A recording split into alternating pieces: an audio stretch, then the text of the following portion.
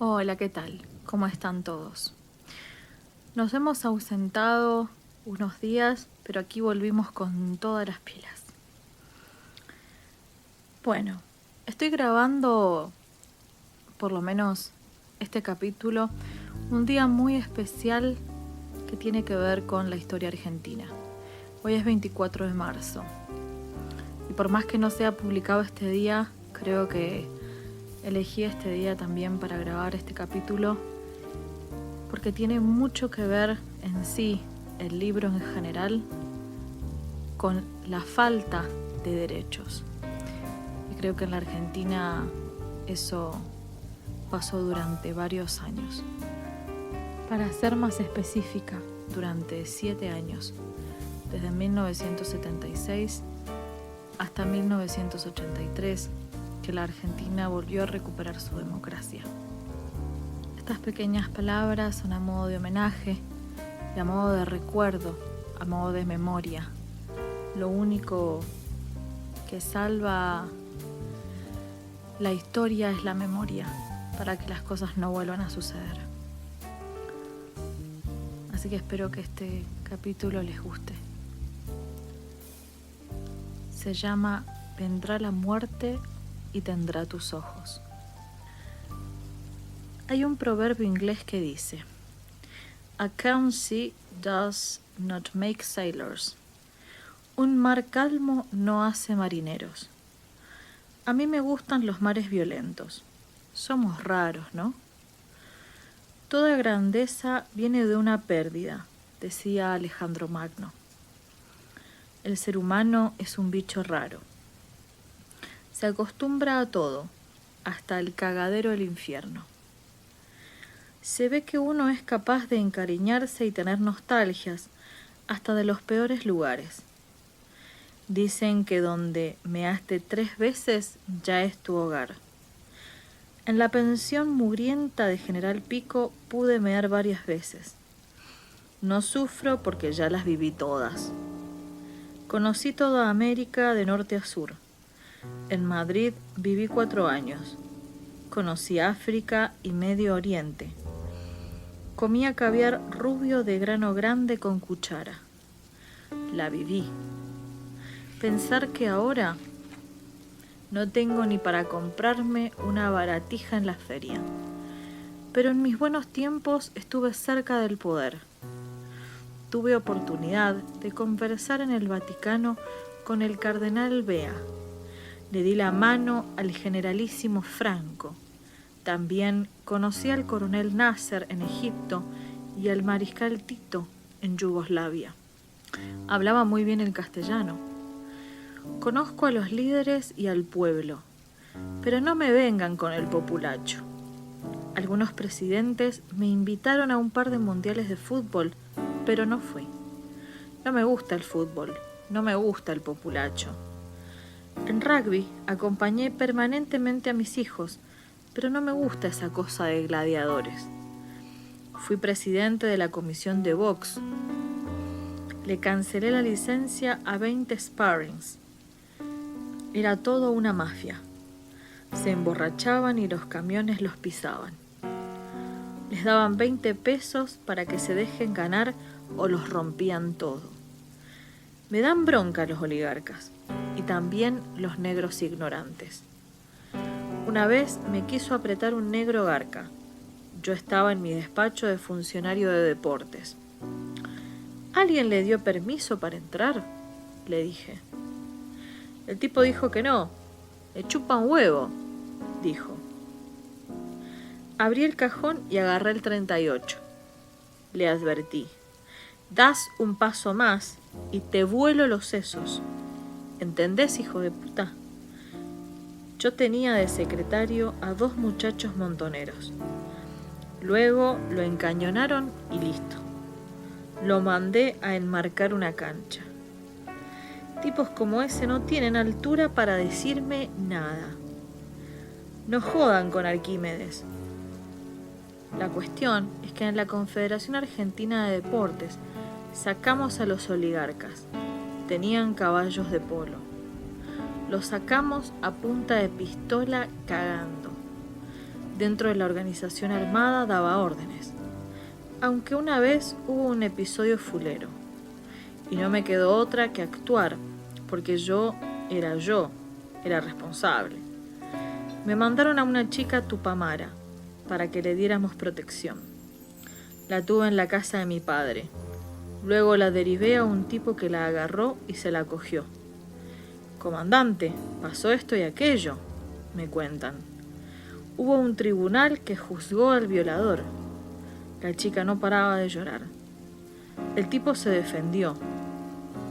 Confiesa, pide clemencia y jura que no lo va a hacer más. El fallo es claro. Ejecución. Ya. Y un tiro en la cabeza. ¿Cómo íbamos a permitir que violara a una compañera? Entiendo que el violador es un psicótico, no tiene cura. Hay tipos que violan a sus hijas de 10 años. Cuando entras en la organización no podés retirarte. Te ejecutan si no. No fui ni asesino ni secuestrador, sino un guerrillero, un combatiente. ¿Era legal lo que hicieron Aramburu o Rojas? Fragmento de una entrevista con Pucho realizada en 2011. El 22 de junio de 1984, Alicia Betty sonó con la muerte. Pero eso lo sabrá después, porque ahora en su casa de Barrio Parque, una zona rodeada de embajadas, no puede reconstruir ni interpretar los fragmentos de ese sueño. Se despierta angustiada, con ganas de llorar, y atormentada por un dolor en el pecho que no puede explicar. Una tristeza sin motivo, o quizá una tristeza adelantada. Una premonición maldita, algo que no tiene nombre, algo que ella definió tiempo después con estas palabras. Una tormenta que se prepara fuera de mí. ¿Te sentís bien?, le pregunta a su esposo, Emilio Naún. Alicia le dice que no le pasa nada, no quiere preocuparlo. No puede poner en palabras lo que siente. Esa sensación de vacío que la invade desde anoche. No lo puede evitar por más que piense en la familia feliz que ha construido con Emilio y en el éxito que los dos tienen como empresarios. Piensa en las vacaciones que van a tomarse al día siguiente, 4 días en una cabaña en Las Leñas. Ni eso logra espantar los fantasmas que la acosan. Despierta a las 2 nenas, de 4 y 5 años. Las cambia, les pone el guardapolvo y las lleva al jardín.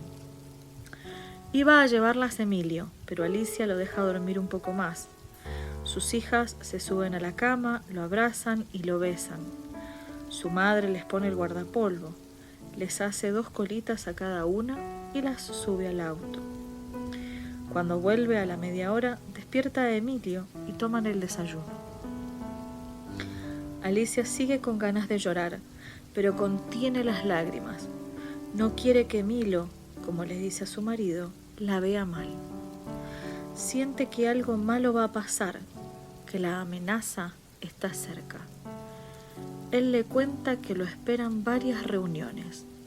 Ella le dice que quiere acompañarlo hasta el centro, pero no lo hace. ¿Te pasa algo?, insiste Emilio.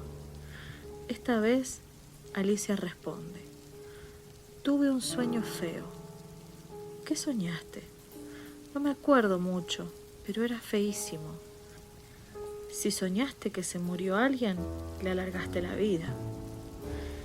Después de esta frase, Emilio se ajusta el nudo de la corbata, toma un vaso de jugo naranja y se pone el sobretodo que su esposa le alcanza.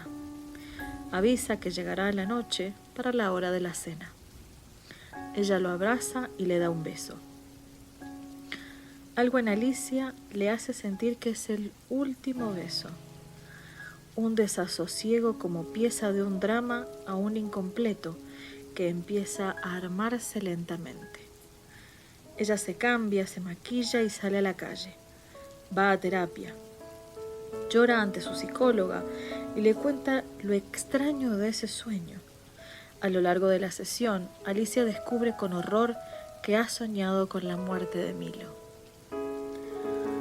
Esa mañana fría de cielo gris, otros 4 hombres hubiesen sido capaces de darle la respuesta a la misteriosa angustia de Alicia. A diferencia de Milo, ninguno de ellos desayuna con sus esposas. Salen temprano de sus casas y se reúnen en un café cercano al Automóvil Club Argentino, en Avenida del Libertador y Tagle. Los 4 visten traje. Arquímedes Pucho va en su Ford Falcon celeste. El coronel Victoriano Franco sale con su Dodge 1500. Roberto Díaz y Guillermo Fernández Laborda andan a pie. Toman café con leche y comen medialunas. El que habla es Arquímedes. Muchachos, las cosas están claras, ¿no? Es simple, como las otras veces. Pero igual hagamos un repaso, pide Laborda. Vos y yo esperábamos en la parada del colectivo, por la Avenida Libertador.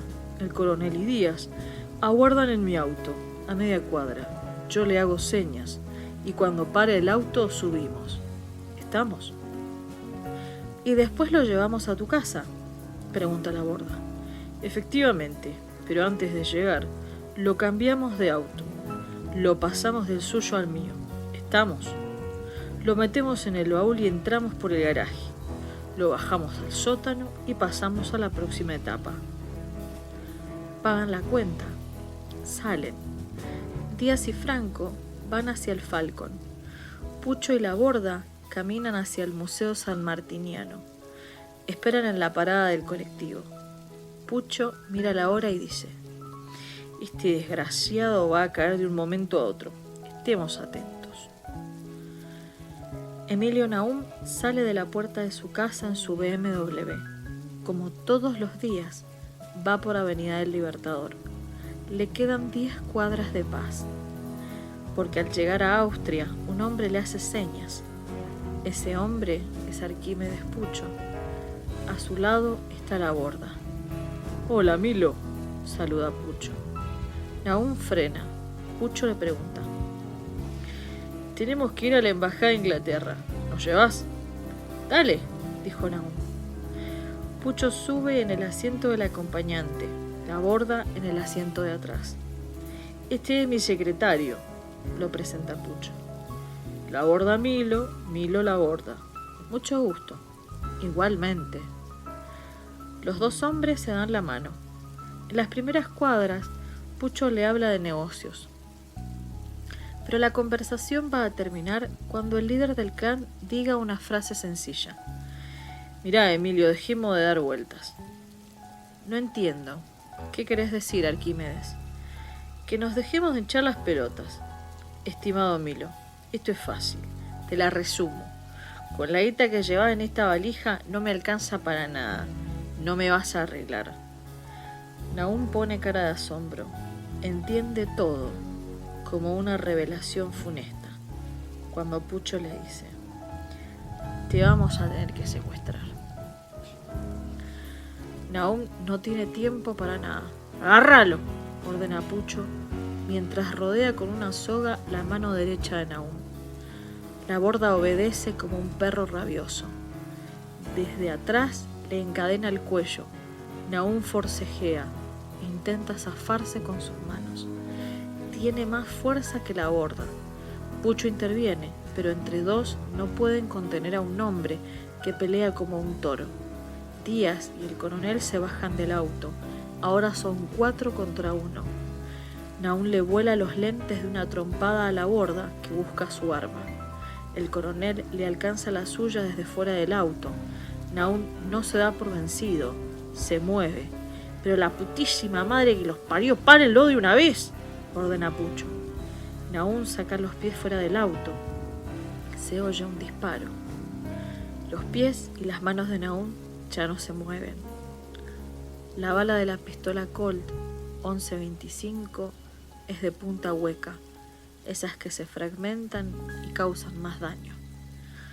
La Borda sale del BMW y busca sus lentes en 4 patas. Luego corre hacia el Falcon de Pucho, donde lo esperan el coronel y Díaz. Pucho se queda en el auto de Nahum, se pone los guantes, saca un trapo de su portafolio y comienza a borrar las huellas. «¡Vamos que va a venir la cana!», le grita la Borda. Pero Pucho no se altera, se toma todo el tiempo del mundo. No parece haber goce en su acto, sino frialdad. A los 38 años, Nahum es uno de los empresarios de la moda más exitosos del país. No es un improvisado. Está en el negocio desde los 17 años. En 1963, a los 19, funda la sastrería Mac Taylor. En 1971, abre 2 locales de Mac Shoes en Florida 718 y Callao 1714, y 2 sucursales de Mac Taylor en Córdoba 649 y Alvear 1828. Una de sus creaciones es el perfume Mac Taylor. Todo eso lo sabía Pucho. Lo que no sabían era que, a diferencia de Ricardo Manoukian y Eduardo Aulet, Nahum se va a resistir hasta el último instante y mirará a la muerte a la cara sin los ojos vendados. Pero a Pucho solo le preocupa una cosa: el fracaso del plan. Piensa que la Borda ha echado todo a perder. Al matar a Nahum, ha matado la obsesión de Pucho. La idea de secuestrarlo nació en 1974, cuando conoció a Nahum y le vendió el local de Florida 851. Era testaferro de su padre Juan y de Alfredo Rafael Arca. Desde ese día, Pucho comienza a visitar los negocios del empresario. En 1983 se presenta en la agencia bursátil de mercado abierto BUE, fundada por Nahum para incorporarse a la actividad financiera y bancaria. El líder del clan se interioriza de ese sistema de operaciones financieras y descubre que Nahum maneja un efectivo de $350.000. Esa plata puede retirarse de un momento a otro. Todos los meses, religiosa y puntualmente, visita a Nahum para hablar de negocios, pero no concretan ninguno. Ese tipo me hace mal, tiene algo que no me gusta, es un pesado. Si podés, atendelo vos, le dice Nahum a su padre. A veces, Pucho, siempre de traje, espera sentado en los sillones cerca de los probadores de la tienda Mac Taylor. «Este es lindo candidato para chupar», le dice Pucho a Contempomi. Caminan por Florida. Esos paseos se vuelven rutinarios. Entran en los locales de Nahum, se prueban perfumes, sacos, zapatos. Saben que Nahum juega al tenis con Batata José Luis Clerc, que suelen ir a Mau Mau con su esposa Alicia, que tiene hasta 5 reuniones por día. Una vez, Pucho invita a Nahum a tomar un café en Avenida de Mayo y Perú. Nahum acepta. Pucho les pide a sus cómplices que se sienten en otra mesa, así conocen a la futura víctima. «Hay un trabajito para hacer», les avisa. La banda comienza a seguir todos sus movimientos. Visten trajes, intentan camuflarse en el mundo donde Nahum se mueve, como pez en el agua, pero aún así desentonan, no encajan. Los delatan sus gestos, sus miradas feroces, la forma de moverse, las camisas arrugadas. Pucho y Nahum toman un café. Le habla de un negocio, pero Nahum le dice que no está interesado. Desde cerca, Franco Díaz y la Borda miran con atención. Alejandro también es parte de la banda. Se va a ocupar de preparar la casa. Es mi más estrecho colaborador, mi brazo derecho, les dice Pucho a sus camaradas. Su hijo participa de algunas reuniones en la casa de Franco, en Agüero y Santa Fe. A veces se pone un traje y participa de los paseos en los que ven los movimientos de Nahum. Pero el crimen sorpresivo del empresario lo deja fuera del secuestro. El sótano de su casa, que estaba preparado, no tendrá ningún huésped, solo por ahora. Milo no era el hombre más rico. Había hombres mucho más ricos que él, pero tuvo la desgracia de ser elegido por la banda, dice Alicia Betty. No solo es víctima de los delincuentes, sino también de algunos policías que la extorsionan a cambio de seguridad. Para colmo, la investigación al comienzo no avanza. Su marido fue asesinado en una zona transitada, pero la policía no consigue testigos. Sus hipótesis son una forma de volver a matar a Nahum. Sospechan que fue asesinado en una venganza, que en su avión probablemente transportaba droga, que fue un crimen pasional o un asunto entre proxenetas. Una noche, Alicia es llevada por la policía a la escena del crimen. Siente que buscan su confesión, que ella se quiebre y diga, lo maté yo. Pero Alicia pasa de ser insólita sospechosa a investigadora. Recorre la zona donde mataron a su esposo, habla con los vecinos, usa grabador y toma apuntes. Llega hasta una empleada doméstica que le dice: vi todo. Le habla de 4 hombres elegantes con maletines. Uno de ellos, Pucho, tenía el traje claro, mal planchado y un perramuz piel de camello, que esos hombres eran de andar cansado. Dice que las piernas de Milo se movían por fuera del auto hasta que dejaron de moverse después del disparo, y le dice las últimas palabras de su marido: ¡socorro! ¡Me matan! Alicia no puede borrar esas palabras, ese grito desesperado que nunca escuchó pero jamás olvidará. Toda su vida iba a quedar partida a partir de ese día. Todo iba a ser antes y después de esa muerte. ¿Cómo iba a ser vivir en un mundo sin él? Para Alicia era como sentirse desnuda, sin alma, sin contención, a la intemperie.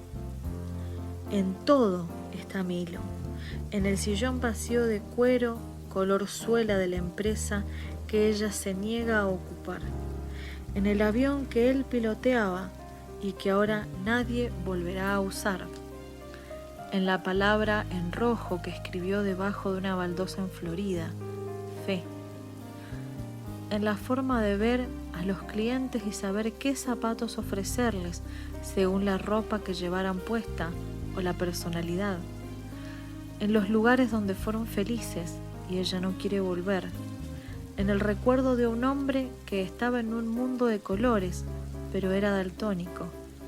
A Alicia le invaden los recuerdos. Cada momento le viene a la mente, como la mañana en la nieve en que lo conoció. Ella iba en la aerosilla y no podía parar de mirar al hombre con sombrero, con un pompón rosa que esquiaba y se caía una y otra vez, pero siempre se levantaba. Tampoco olvida la noche en que él le dio el primer beso, un beso arrebatado. Lo hice para que dejaras de tratarme como amigo, le dijo él. Es como si hubieras besado a la pared, mintió ella, que al llegar a su casa ya estaba enamorada de él. Los intentos por ser padres, esos 5 años en los que perdieron 2 embarazos y ella sentía marchitarse como una flor bella que pierde hasta el aroma, con el miedo de que él se fuera con otra. Las plegarias, los deseos, los tratamientos con Badville, el médico de Sofía Loren, su forma de seducir y reconquistar a Milo, los camisones eróticos y exóticos, el milagro de la procreación, el día que lloraron como niños después de escuchar los latidos del bebé, la mano de Milo en la panza, protegiéndola hasta quedarse dormidos, el sentido del humor de Milo que florecía aún en los peores momentos. Cuando Alicia no podía quedar embarazada, él le dijo: Unos cuantos conocidos y clientes me pidieron que los pusiera en la lista. ¿Qué lista? Una con los nombres de los que están dispuestos a embarazarte si yo no puedo hacerlo. A veces él le decía: no soy muy buen mozo, pero soy como los vinos, mejoro con el tiempo. Vos sos la Venus, yo soy Milo. Han pasado 30 años, pero Alicia recuerda el primer día que se despertó y Milo no estaba a su lado. Vivir iba a hacer tocar el lado derecho vacío de la cama. Día a día iba a perder la forma de Milo, la falsa esperanza de sentir que Milo estaba de viaje, que se había ido por unos días, pero iba a volver pronto.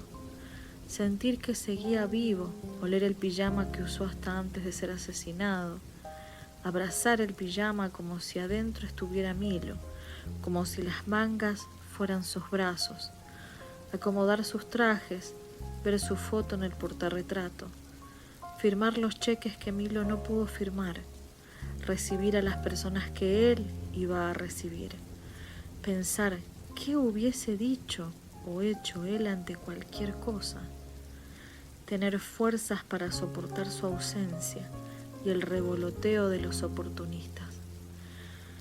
El domingo desperté por primera vez sin Milo, junto a mí. Era muy temprano y me desconcerté. El lado derecho de la cama estaba vacío, desierto, mar sin barcos, cielo sin estrellas, sin sol, sin luna. No estoy haciendo literatura. Ese fue exactamente el vacío que sentí entonces. Escribe en una especie de diario íntimo. Alicia se aferra a Dios y a todo lo que la ayude a escapar del infierno. Yoga, gurúes, psicólogos de todas las escuelas, videntes, astrólogos, tarotistas, adivinas, santos profanos, rituales africanos, líquidos contra la impureza. Necesitaba exorcizar los malos pensamientos. Eso que una vez le dijo su terapeuta. La energía de Milo está aún en la tierra y debe elevarse, si no, no vas a poder vivir. No quería aferrarse al pasado, dejar de ser Alicia Betty para convertirse en la viuda de Naún. No quiero estar casada con un muerto, se dice a sí misma. Busca no caer, no darse por vencida, tener la fortaleza necesaria para agarrar un lápiz y un papel para cuando una de sus hijas le pida: mamá, dibújanos la cara de papá. Alicia siente que no puede dibujar nada. Intenta hacer los ojos, pero no le salen. Improvisa unos bigotes parecidos a los de su marido. Es como si sus otros rasgos se hubieran borrado para siempre. Pero al ver el bigotito, sus hijas se tranquilizan. Desparraman fotos de su padre y juegan con ellas. Las besan. Le preguntan a su madre cómo fue el último día que se vieron, qué comió. Ella les cuenta que tomaron jugo de pomelo y café con leche y comieron rodajas de jamón y queso y un pedacito de bizcochuelo. Siempre le van a pedir que cuente ese día, aunque lo sepan de memoria, como si fuera posible capturar un gesto que se habían perdido y traerlo a la vida. ¿Por qué no está papá?, le pregunta una de sus hijas. Tuvo un accidente. ¿Cómo? ¿Con una pistola? Sí, un revólver. ¿Por qué? En este mundo hay gente buena y gente mala. A papá lo mató la gente mala. ¿Por qué? Porque quisieron cambiarlo por plata. ¿Cómo por plata? Pensaban retener a papá con ellos y mientras tanto pedirme plata para soltarlo y después devolvérnoslo para que volviera a casa. ¿Y te pidieron plata? No le dieron tiempo, lo mataron antes. Después de esas palabras, Alicia no puede contener las lágrimas. Llora con sus hijas abrazadas, siente algo de alivio. Si es que puede haber alivio ante la pérdida en medio de la desdicha de una ausencia. Un mes después del crimen, Alicia revive la pesadilla. Suena el teléfono y algo le dice que al atender sobrevendrá el espanto. «Hola, Alicia, usted no me conoce, yo sí a usted», dijo Pucho. Para Alicia es una voz misteriosa y extraña. Después de esa frase hace una pausa y vuelve a hablar. «Su marido me debía $290.000, pero ahora quiero $350.000. ¿Estamos? No cometa la estupidez de decírselo a nadie. Corre riesgo su vida y la de sus 2 hijas. La vamos a llamar nuevamente. Siga las instrucciones y no dé aviso a la policía». «Señor, ¿quién es usted? ¿Por qué me hace esto? Sé muy bien que mi marido no le debía plata a nadie y...» Pucho corta. Alicia entra en pánico.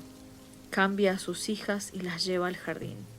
Por dentro se derrumba, pero debe sonreír y jugar con ellas. Cuando vuelve a su casa, llama a Abel Bonorino, un amigo juez. La voz le tiembla, llora. El hombre la cita en su despacho, donde le presenta a 2 hombres del Departamento de Extorsiones y Estafas de la Policía Federal. Ella dice que el hombre que llamó tenía el vocabulario y el tono de alguien de clase alta. Los policías toman nota y luego la llevan a su casa en un Falcon verde. Alicia teme de todos, de los secuestradores y de los policías, pero no hay tiempo que perder. La visitan abogados, especialistas, uniformados. Todos opinan, planean estrategias, anotan ideas. El objetivo es cazar al secuestrador. Alicia está desbordada y aturdida. Le piden que memorice las caras de los policías de civil que formarán parte del plan. Le dicen que acuerde el pago de la extorsión. Será la carnada para el delincuente.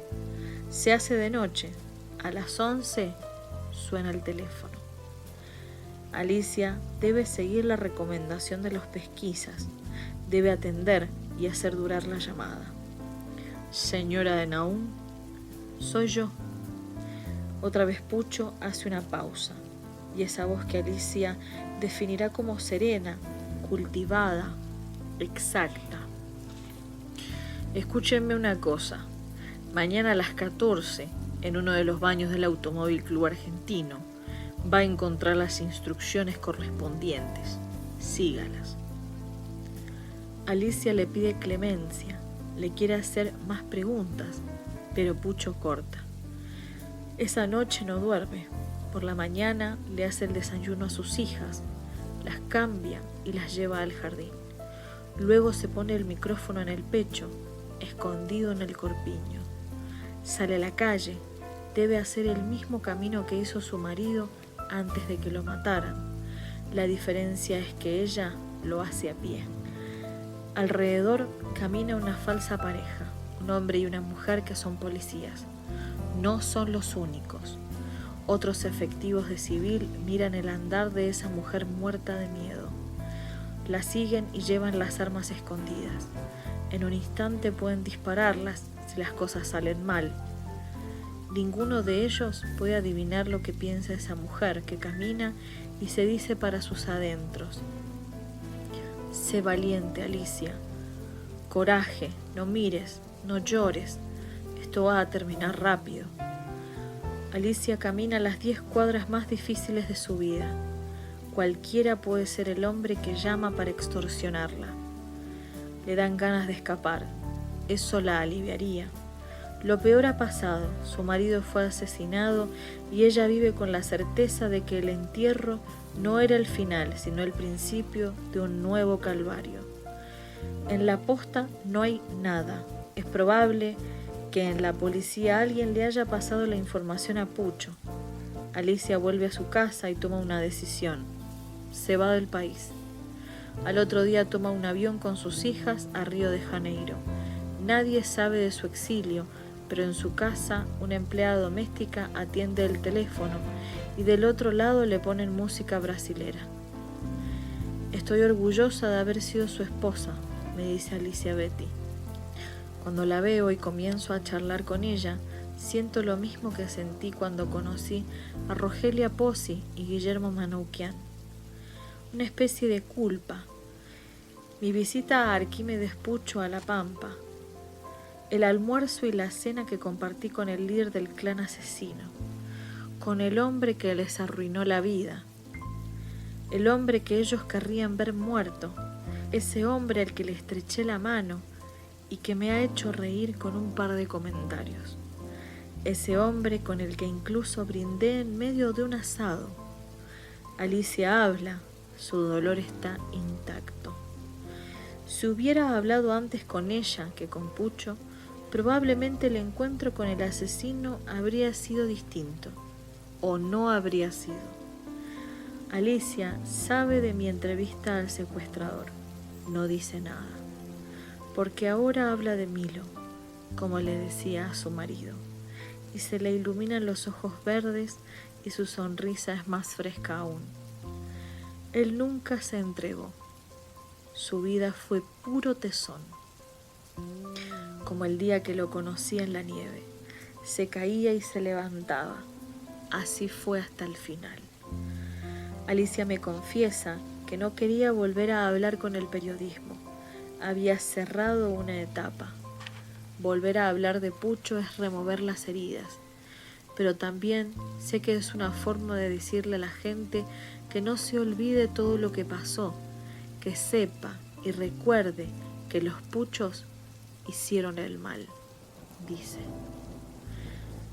Alicia me regala su libro Aún así, en el que cuenta su historia de vida. Abro una página al azar y me encuentro con esta frase. Los cuentos de hadas. Mi vida no se parece mucho a ninguno de ellos. Supongamos que haya sido así. Alicia, niña mimada por una parte y muy sufrida por la otra, a raíz de un padre muy rígido y una madre indiferente. Ambos muy queridos y queribles, es cierto. Logra demostrar que es capaz de valerse por sí misma a fines del siglo XX, creando con mujeres una empresa de éxito, la abandona por el amor, se casa con un príncipe que tiene algo de oriental, mucho de seductor, mucho de mago. Ambos son jóvenes y ricos, ambos se quieren, ambos tienen la vida por delante. El nuestro se derrumbó por culpa de la tragedia. Alicia me hace otro regalo, la colonia Mac Taylor, creada por Milo. El universo de los perfumes es su bálsamo. Su amigo Eduardo Gudiño Kieffer, un destacado escritor, los llamaba oráculos que expresan los silencios de la piel.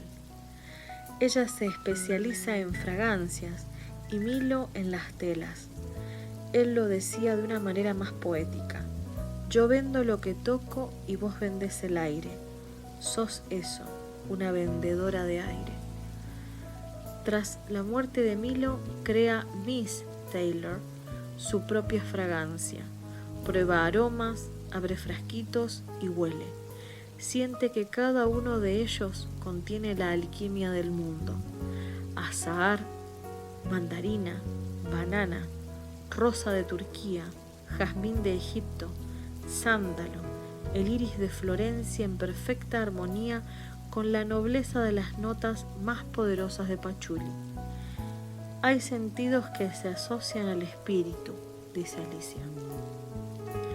Se puede tocar con el olfato y oler con el tacto, oír la música de un color y ver el color de un sonido, el cuerpo como receptáculo alquímico del olor de los sentimientos. Alicia viene de una familia de inmigrantes italianos.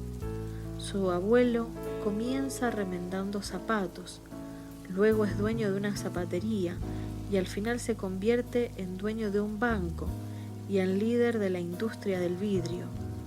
Su padre sigue esos pasos. Su abuelo materno, en cambio, muere pobre. Gana la lotería 3 veces, enviuda la misma cantidad de veces, pero pierde todo, dinero y mujeres. Nada fue fácil en la vida de Alicia. Después del crimen de Milo, sus padres se enfermaron y ella debió cuidarlos. Veo a la niña que fui, sin vanidad, una criatura linda, consentida por Linda, mimada por Linda y quizá débil por Linda. No permito que me venza el fatalismo. Sobreviviré a varios karmas, siempre buscando mi alma, navegando. Sé que soy el navegante, también soy el barco, también soy el mar. Alicia transmite paz. En su mirada hay transparencia y melancolía. Ha sobrevivido a todo, aprendió del dolor, de las luces y de las sombras, a pensar en el aquí y ahora. No vive en el pasado, a Milo lo recuerda siempre. Olvidé su voz, pero la de Pucho jamás, confiesa. Por eso a veces mira el video de la fiesta de casamiento. 2 días después de nuestro primer encuentro, me presta una caja blanca. Adentro está parte de mis últimos 30 años. Cuídala, me pide. Cuando la abro me encuentro con recortes de diarios y revistas, copias de expedientes, cartas de Alicia, la nota emotiva que un amigo de Nahum leyó en el entierro, fotos, escritos de Alicia en los que pide a la prensa que no la persigan, que la dejen vivir en paz. Cada artículo está prolijamente ubicado en folios con el año de publicación. La primera nota es de julio de 1984 y la última de febrero de 2015. En uno de los artículos dice: Nahum a veces pensaba en que podía ser secuestrado. Uno de sus clientes era Guillermo Manoukian, hermano de Ricardo. Si me secuestran, yo me voy a resistir, no voy a entregarme, le dijo Nahum. Manoukian le dice que eso es una locura, que lo mejor es andar con un maletín con plata para dárselo a los delincuentes. Pienso en el horror de sentir que hay destinos imposibles de torcer. Parecen escritos de antemano por la mano del peor demonio. En algunas fotos, Alicia aparece con lentes de sol, ropa negra, demacrada, flaca, debilitada. La tragedia parece no caber en su cuerpo pequeño. Milo, en cambio, aparece radiante, lleno de vida. Si fuera por las fotos, él parece estar más vivo que ella. Llego a la conclusión de que Alicia no ha guardado todo este material para regodearse con el dolor, sino para no olvidar y recordar cada día que debía luchar para que se hiciera justicia. El caso Pucho puede contarse con cada una de estas notas. Aparecen entrevistas que dio Alejandro, las declaraciones de la banda, la historia de la familia, los antecedentes de Arquímedes, su polémica libertad. Esa caja me acompaña varios días. En noches de desvelo la abro y reviso cada escrito. Miro las fotos, la sonrisa de Milo, la tristeza de Alicia, los ojos furiosos de Pucho, las contradicciones de Alejandro. A veces tengo el impulso de desprenderme de esa caja o cerrarla, pero hay algo más fuerte que me lleva a abrirla otra vez. Me pregunto cuántas veces Alicia la abrió en noches de soledad y pensó que esa pequeña caja era una puerta que conducía al infierno del pasado. ¿O acaso sea una forma de recordar la valentía de Milo? Él nunca se entregó. Su vida fue puro tesón. Cuando se caía, se levantaba. Dice con los ojos llorosos. Como el día que lo conoció en la nieve, Milo se caía y volvía a levantarse, siempre dispuesto a dar pelea. Así fue hasta el final, aferrándose a una vida que se le iba, una vida que le arrancaron aquella mañana gris.